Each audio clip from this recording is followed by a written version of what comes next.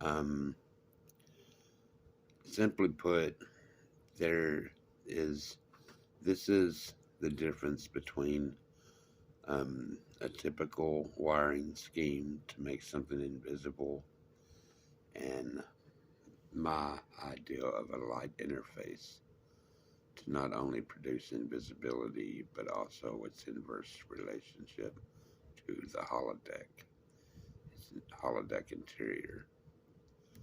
Um, this is the one-to-many wiring scenario that I call that. This is an old idea um, of mine. Invisibility without a light interface.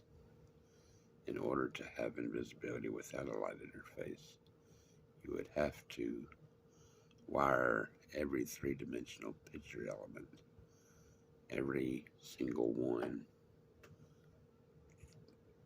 to every other one around the boundary of an object. Um, that would only at best produce invisibility in an object without any moving parts. For my light interface concept, all the light interface is this: it takes the same shape as the object that you want to make invisible, but you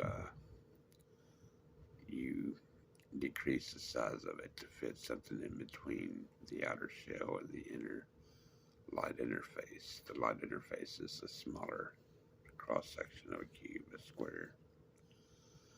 And what that does, it reproduces the same wiring scheme that you have for a one-to-many wiring scenario into a one-to-one bundling correspondence. What I mean by that, there's a one-to-one correspondence between the outer 3D picture element and the interior 3D picture element of the light interface. You're reproducing the same wiring scheme, but in a web of light, and it can get pretty complex if you think of each single node connected to each interior node or 3D picture element, and the light rays hitting every single connected to every single exit point node. But not only does it produce this wiring scheme in a floating web of light in the interior interface, it produces the inverse of invisibility, a holodeck interior, as light makes its way through the interior light interface system, through the whole light interface system, through the outer shell, through the interior light interface, and out to the outer shell again.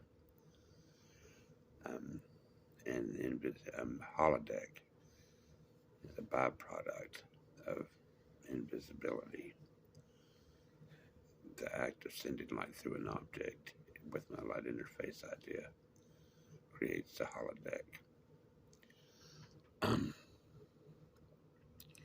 This is a three-dimensional perspective of the light interface within a cube shape. For this instance, there's a light going in, light coming in.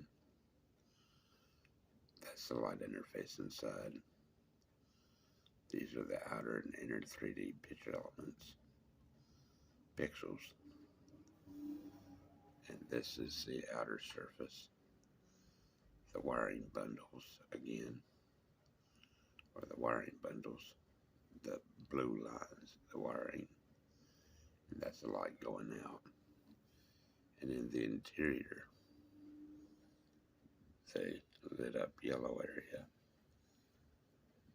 that's where the holodeck would be produced, from outside invisibility to its inverse byproduct, the holodeck. So this is a basic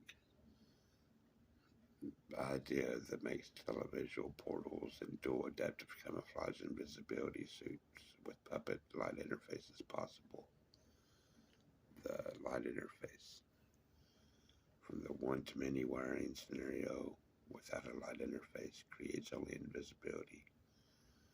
With a one-to-many and invisibility only in a certain instance of no motion, a static invisibility.